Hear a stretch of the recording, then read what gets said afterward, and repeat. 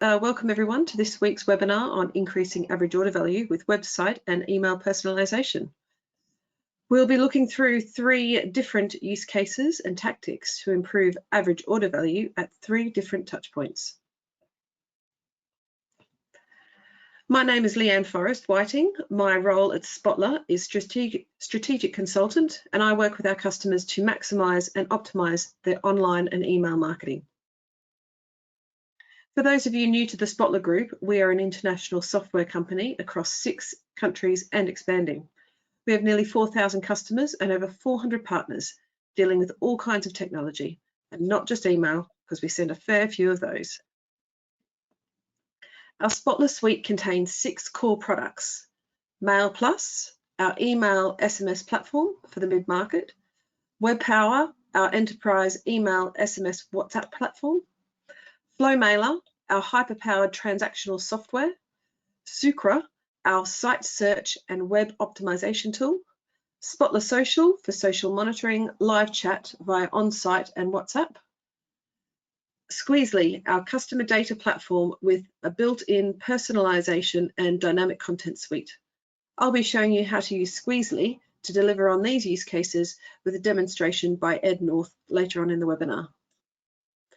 Today's agenda all centres around what potential customer sees when they visit your site or receives an email, and how we can use what we show them to increase average order value.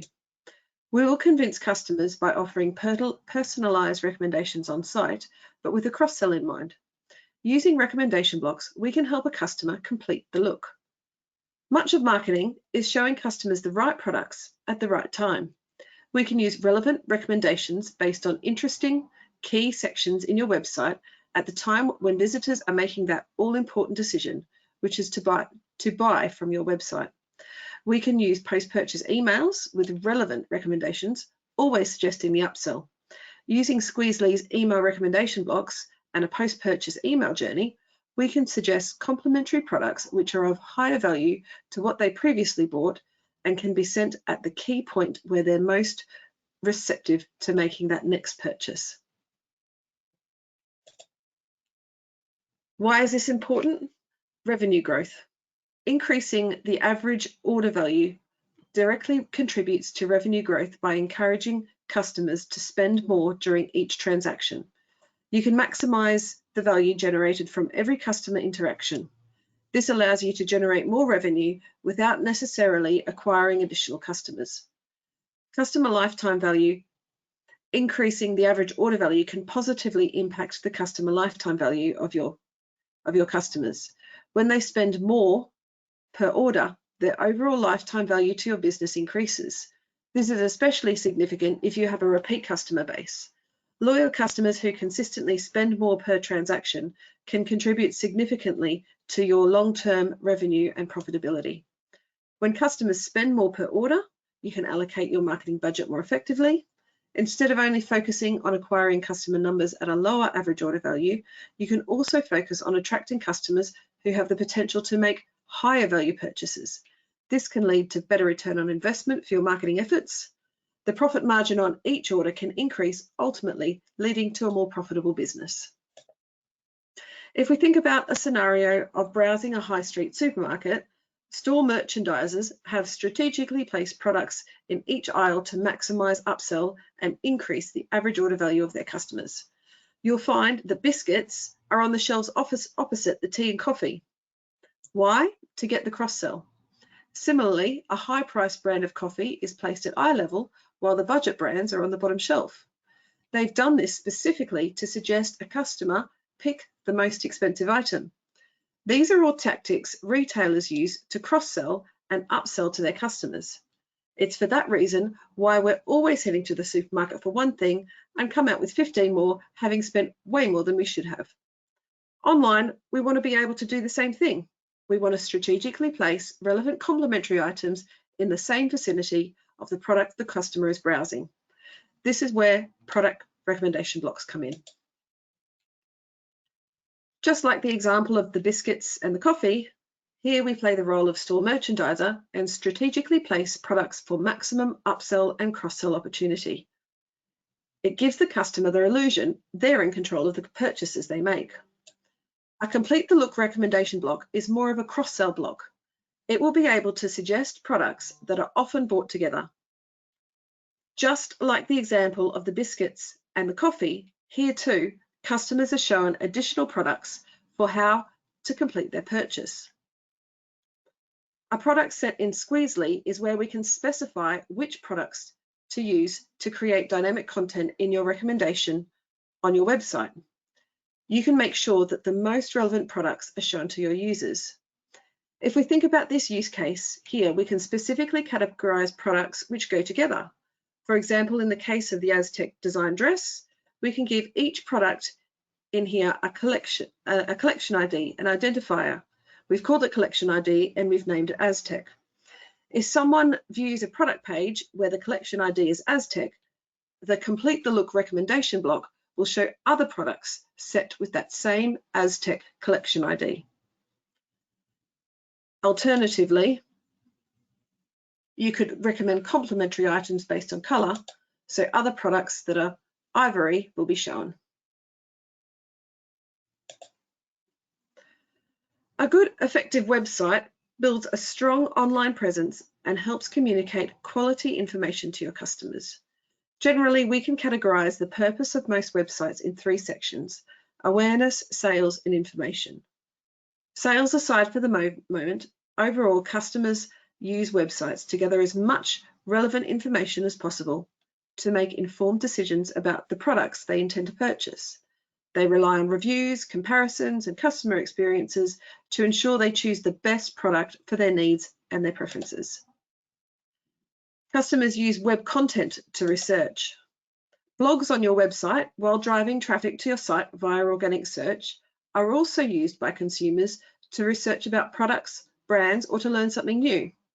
Blogs are particularly helpful if the products they're researching are less of an impulse buy or would require customers to consider quality, durability, and value for money. You've spent time creating excellent informative content for visitors to digest and assist them with making a decision, yet it's often the blog pages that show zero revenue. Adding recommendation blocks to your blogs and articles will make them more profitable. In the case of car tyres here, the blog article is all about the latest range of high-end tyres from a leading brand. The blog includes space for a recommendation block where specific products will be shown.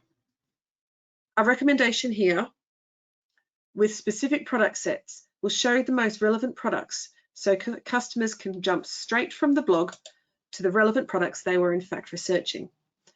You have the control to choose which products are in your product sets that will appear in your blog page. Product sets can contain either specific products or a range of products that would suit should a customer be reading your blog. There is also the flexibility to exclude any number of previously recommended products. This will be particularly helpful if a customer is doing some avid research. Should they come back to your blog, a new set of products will be shown. Setting a fallback is also imperative, so there's always something to show. Here are some statistics on customer retention. Increasing customer retention by just 5% can increase profitability by at least 25%, emphasizing the importance of repeat purchases. And we all know it costs 5 times more to acquire new customers than to keep the ones you already have. The reality is that the customers you already have are the most profitable, and it's worth your time and effort to keep them around. We could use emails to incentivize a second and third purchase, perhaps also encouraging customer loyalty. A post-purchase email is one way to do this. Once a customer has bought a product, they're most receptive to making a second purchase quite soon after. A well-timed post-purchase thank you with the next purchase discount will encourage customers to buy again. Customers have clearly invested with you and will be on the lookout for key transactional emails, so your messages won't be ignored. We can use post-purchase emails with recommendation blocks as a way to upsell higher priced products. This is an effective way to increase average order value with your existing and your most engaged customers. Using Squeezely's Journey Builder, we can create a post-purchase journey and devise product sets to suit. In this case, to upsell to customers who have made a purchase. There'll be an event or a point in time where customers enter this journey. Here, it will be a purchase. The entry event is shown in this journey diagram as a green play button. An email journey in Squeezely will flow like you see here. We've sent an engagement node, which will split out customers who have only spent once in 3 days. If they spent again within 3 days, they will not be sent an incentive here, but can rejoin the journey again from the start. In this scenario, by checking our Google Analytics, we've worked out that the average order value across our site is £48, and on average, purchase only one item.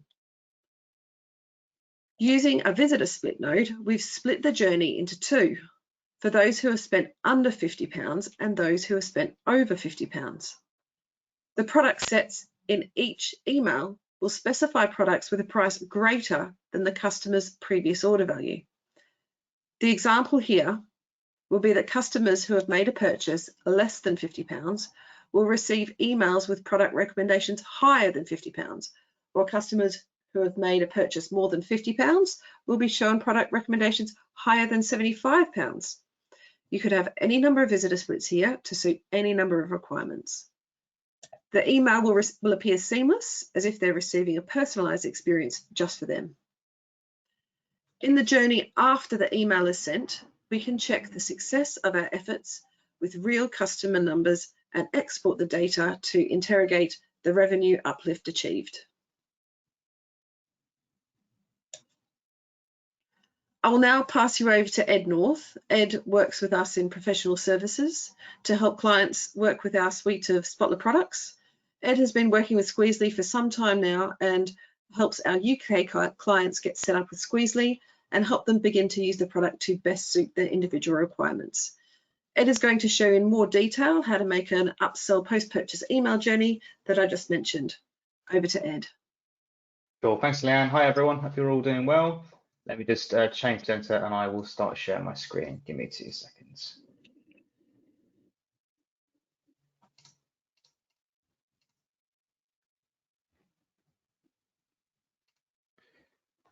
Perfect, you should all be able to see that now.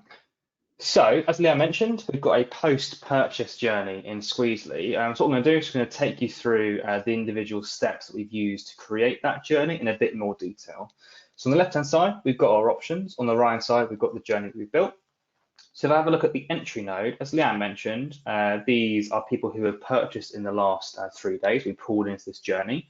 To start off, we've got a check here to say the event is one-off purchase. So in this use case, as we said, is a post-purchase, but it could be that they've just added something to their basket and then we can create an abandoned cart journey. But as I said, in this use case, it's a purchase journey. So we're saying here, pull someone into this journey if they've made a purchase. And also, we're saying if they are subscribed to our newsletter, they'll be included. If they're not, we're not going to include them, but that's purely optional. You could include those who have just purchased who are not opted in. It's completely up to you. So if I save that now, that's going to pull through people who have purchased in the last 3 days. Yeah, basically the next step here is the engagement filter to specify those to that 3-day wait.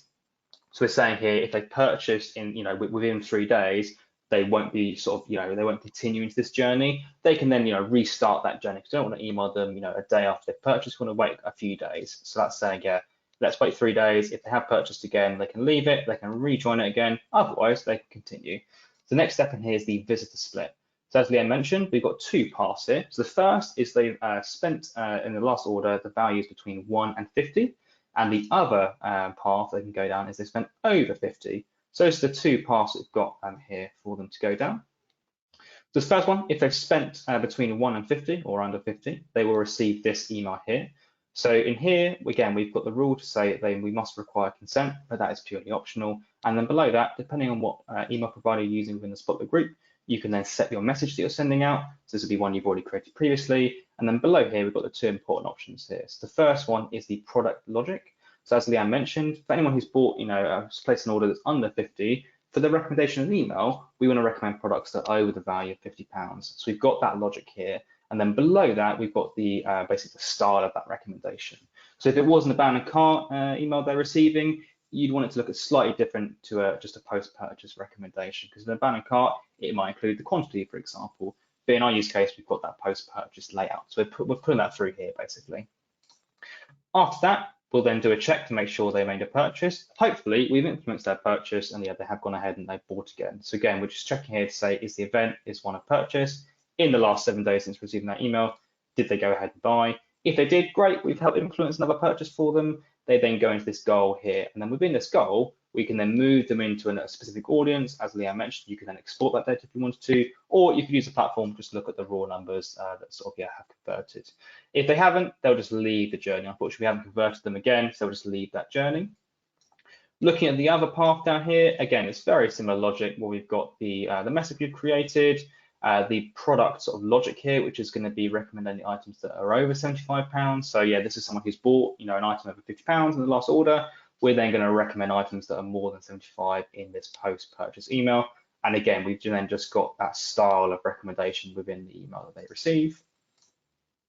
And like before, we're going to check in the last 7 days after receiving that email, did they go ahead and buy? If they did, great, they've reached the goal. If not, they'll then leave that journey.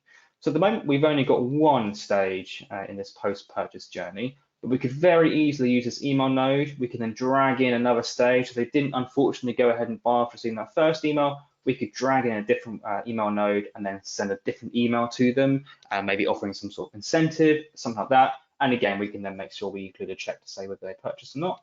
Otherwise, they could leave the journey and we could push them into an audience. From there, we could then sync the audience to Meta or to Facebook. You could then target them on there. Or likewise, we could even send them a WhatsApp message. So there are various options we can use where if they haven't unfortunately purchased again, we can still sort of continue that journey for them. Yes, that's us taking through the journey in a bit more detail. That's probably it from me, Leanne. So I'll just pass it back over to you now. Thank you. That was really great. Gives you a little bit of an idea of how a journey flow works and how it's quite easy to set it up individually. Just got a few questions. So what are examples of events? So we talked about events. So a website, an event is an event on a website, really. It's basically a key interaction with your page or with your website. So that could be something like adding something to a cart, specifically viewing a page, viewing a product page, or viewing a category page. These are all examples of events. And from each of those events, then we can do something with them and we can create a profile of these customers. So that sort of flows on to the next question. And the next question is, where do we get the data to flow into the email journey? So the data comes from your website via an event. So a bit of background, I guess. The data of each individuals who are known customers or visitors are kept in a profile, in a database within Squeezely. The data will be enriched by the specific events, or by offline data as well. The specific events can be event data, interactions, triggers, page views, category views, add to carts. In the case that we've just shown you here, purchase is another event. So that is what we've used to set up our specific post-purchase journey. So once we have those events and we've got them all in a database against a profile of an individual, Squeezely can sort of push it into the start of the journey. I hope that makes sense. And just a third question, so how many products should there be in a product recommendation block? Of course, that will depend on a couple of things, whether it's a website recommendation block or an email web recommendation block. Website recommendation block, it will sort of depend on, I guess, the physical space available on your page and how many products you would like to show. How many products do you have available to show? So for an email recommendation block, 3 is a good number for email recommendations. So it gives enough space for hero images to be in there, some content as well, and also not making the message too long either. So yeah, So that takes us to the end of our questions. If there are any more, please do add them to the question section on the webinar, and I will get back to you on anything specific. So just a little plug for our next Spotler webinar. That's on the 28th of June. It's to sort of publish everywhere, listen to everything, chat to everyone, all in one place. So that will be really interesting in the coming weeks. And that concludes our webinar for today. So thank you for joining us. I hope you found it informative. And yep, hope to see you all again soon.